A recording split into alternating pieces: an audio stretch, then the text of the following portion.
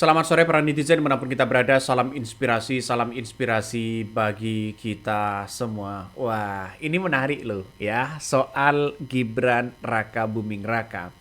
Banyak mempertanyakan soal kiprahnya atau perannya bagaimana memberikan solusi kepada negara kita.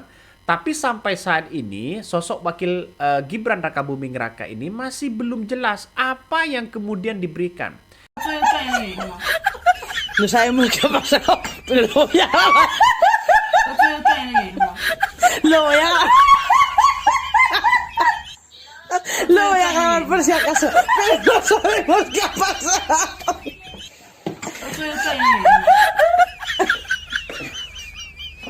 Tidak segampang apa yang kemudian digembar-gemborkan saat Pilpres begitu kan ya.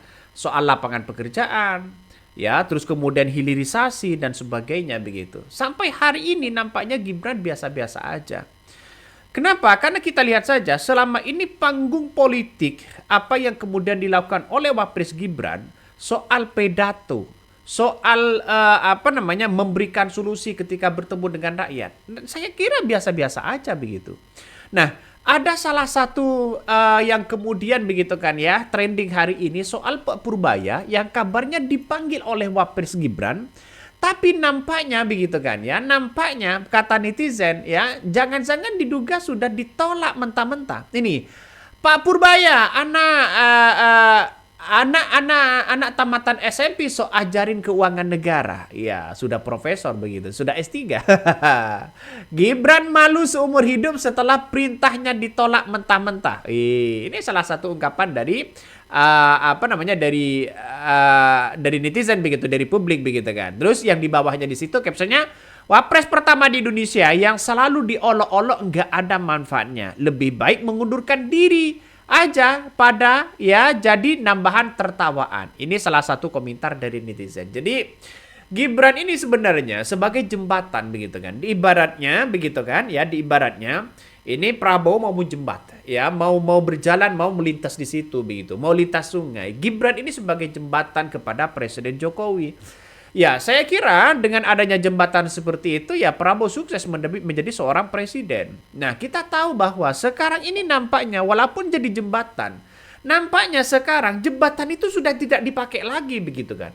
Ada alternatif. Nah, ya mungkin kiranya seperti itulah begitu kan ya. Nampaknya wakil presiden Gibran Raka Buming Raka ini banyak mempertanyakan itu begitu. Dan tidak hanya itu, yang paling menarik sekarang ini adalah soal bagaimana mimbar bebas di Solo ya, yang kemudian menghashtag bahwa adili Jokowi dan makzulkan Gibran. Dan sekarang ini kabarnya tanggal 28 Oktober kalau nggak salah, 27 Oktober atau 28 Oktober begitu kan ya, ada panggung mimbar di situ begitu. Wah, ini dekat dengan geng Solo. Dekat dengan geng Solo ini rupanya begitu, berani ini begitu kan. Pertama adalah mengadili Jokowi dan makzulkan Gibran. Ini adalah mimbar rakyat.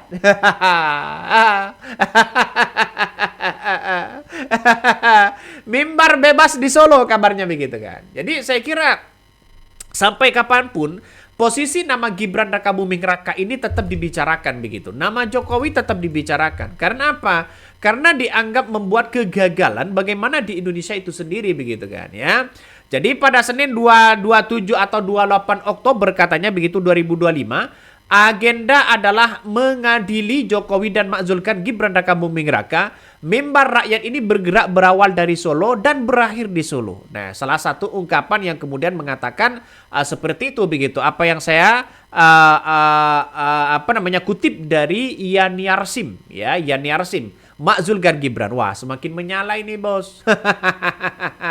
Semakin menyala begitu. Ini parah.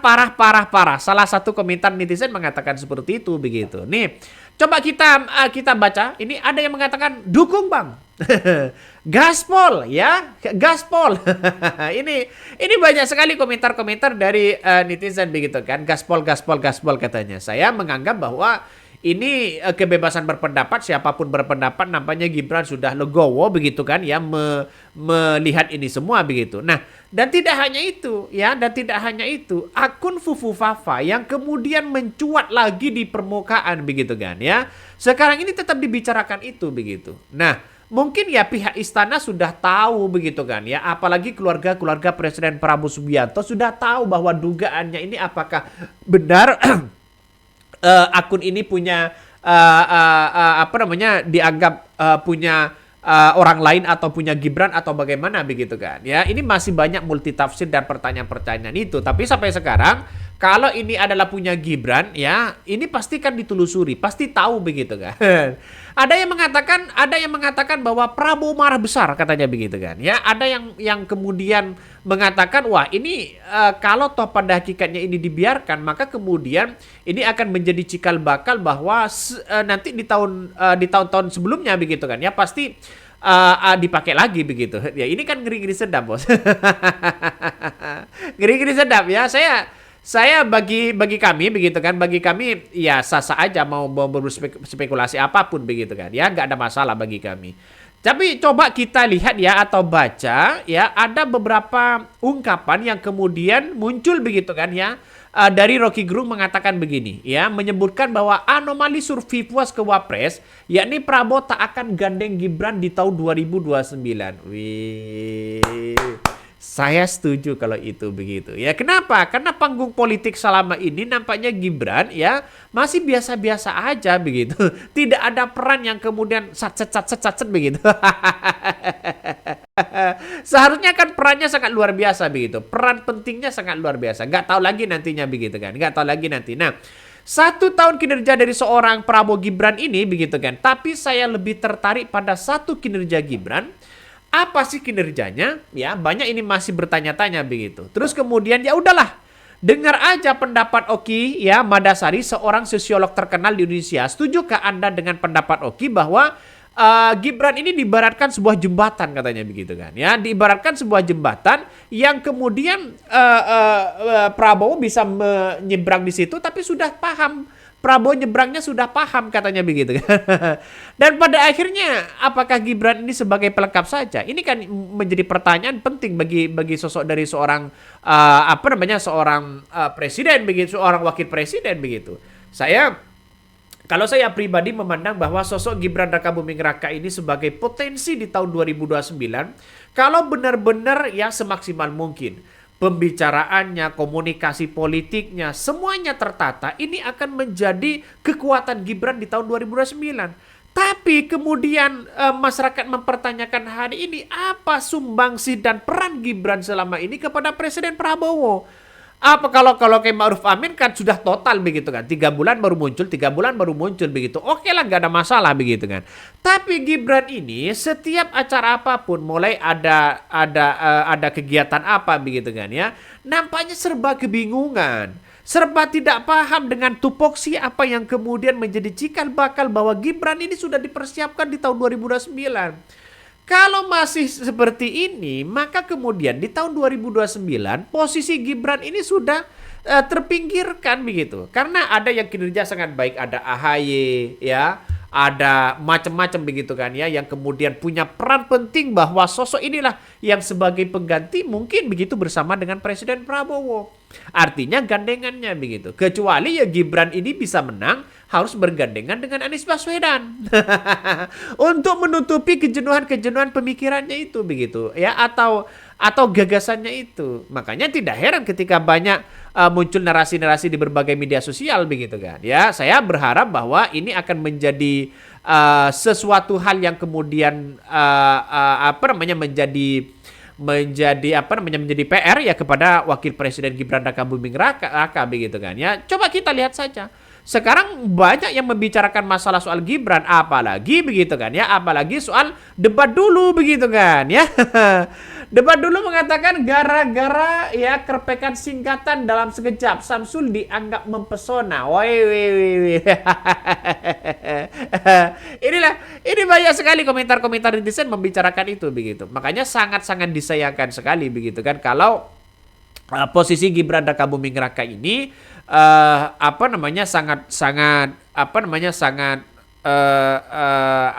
tidak dimanfaatkan, kalau tidak memanfaatkan sebaik mungkin begitu kan ya.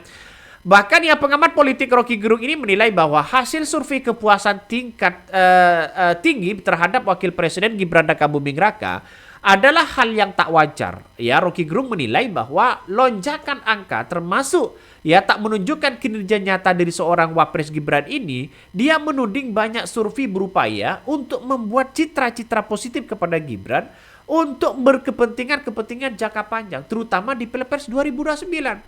Ini kalau toh pada hakikatnya dimunculkan kepada publik survei-survei itu, banyak yang kemudian masyarakat tidak begitu percaya. Kenapa? Karena apa yang kemudian membuat citra positif dari seorang wakil presiden Gibran Rakabuming Raka ini dengan bertolak belakang dengan apa yang kemudian di lapangan begitu kan. Artinya secara tidak langsung ya jauh dari bertolak belakang begitu. Walaupun dicitrakan dengan hal yang positif, tapi masyarakat mengingat apa sih yang di lapangan ini? Apa sih yang dirasakan oleh masyarakat ini? Kan itu. Sekarang kan tidak semudah membolak-balik telapak tangan. Survei-survei boleh dimunculkan sana sini. Tapi masyarakat yang kemudian punya pemikiran idealis tidak begitu percaya dengan soal itu. Karena sumbangsi terbesar dari wakil presiden Gibran Rakabuming Raka selama ini tidak ada. Coba ya Gibran ini berpidato lah ya semeyakinkan ya kepada masyarakat Indonesia. Kalau ditanya masalah soal A, soal B, jawabannya C, jawabannya Z, begitu kan. Maka ini kan menjadi tantangan besar kepada wakil presiden Gibran Rakabuming Raka. Dan Rocky Gerung menganggap bahwa perbedaan mencolok antara hasil survei lembaga dengan yang lain, begitu kan. Rocky menyinggung pula bahwa pelanggaran etik yang terjadi dalam proses pencalonan Gibran Rakabuming Raka itu masih melekat kuat di ingatan publik. Hal ini disampaikan oleh Rocky Gerung, begitu kan. Karena itulah menilai bahwa mustahil tingkat kepercayaan terhadap Gibran tiba-tiba melonjak. Ya, bahkan Rocky Gerung menduga upaya mendongkrak citra Gibran merupakan bagian dari strategi politik keluarga Jokowi untuk mempertahankan pengaruh. Rocky Gerung kemudian menilai peluang Gibran untuk menjadi wakil presiden dan berpasangan dengan Presiden Prabowo Subianto nyaris mustahil. Itu diungkapkan oleh Rocky Gerung begitu kan. Jadi saya kira benar memang sekarang ini apa sih kemudian peran dari seorang wakil presiden Gibran Rakabuming Raka, walaupun mereka sudah belusukan, cekrek-cekrek begitu kan ya, foto-foto sana sini begitu. Tapi solusi yang ditawarkan hanya itu aja. Makanya kalau ditanya ya ini di kebingungan, nggak tahu lagi begitu kan, apakah sudah berpengalaman dunia politik atau tidak. Padahal ini sudah menjadi wali kota Solo begitu kan ya. Menjadi wali kota Solo di ruang kantornya ya hanya banyak penuh dengan mainan. Dan semakin banyak orang yang kemudian mencurigikan antara gagasan dengan Gibran ini begitu kan. Gagasannya bagaimana ya, apakah benar-benar pinter atau tidak begitu. Karena negara kita harus butuh orang-orang pinter. Orang pinter untuk bisa membangun bangsa dan negara kita begitu. Kalau dianggap bahwa kerja hanya belusukan ya, mana mungkin orang bisa percaya di demokrasi modern hari ini. Kenapa? Karena terlalu banyak pinternya sekarang. Ya jangan-jangan masyarakat itu lebih pinter dibandingkan dengan wapresnya atau bagaimana begitu. Sangat disayangkan padahal bonus demografi tahun 2030 itu sudah menanti. Tahun 2028 begitu kan. Nanti akan ada di mana pemimpin-pemimpin muda itu akan disenangi oleh masyarakatnya. Tapi dengan gagasan-gagasan seorang wakil presiden Gibran Rakabuming Raka ini, justru ini tidak dimanfaatkan sebaik mungkin. Kalau hanya mengandalkan buzzer, ya influencer, mempoles survei dengan mempoles bahwa hal yang positif kepada Wapres Gibran, tidaklah cukup bos. Kenapa? Karena masyarakat hari ini bisa menilai. Coba AHY pernah mengandalkan survei enggak? Tapi mengandalkan kinerja. Kinerjanya sangat baik, menteri terbaik begitu kan ya. Pak Purbaya bukan seorang di kalangan politisi, tapi kinerjanya sangat baik, dilihat oleh masyarakat. Ini bagus ya. Lalu kemudian jangan mengandalkan hanya itu aja. Ada lembaga survei bisa dibayar misalnya, ada influencer bisa dibayar, ada buzzer yang kemudian dibayar. Tidak cukup untuk bernarasi. Ya tidak cukup untuk membantah dan meyakinkan orang di masyarakat. Karena masyarakat sudah pinter. Akses kepada publik dan media sosial dimanapun itu sudah dicangkau oleh masyarakat. Ya, ngeri-ngeri sedap ini kalau sudah seperti ini. Oke, mungkin itu yang kami sampaikan ya. Tonton terus di channel Honda di Podcast Rakyat ini. Jangan lupa di subscribe.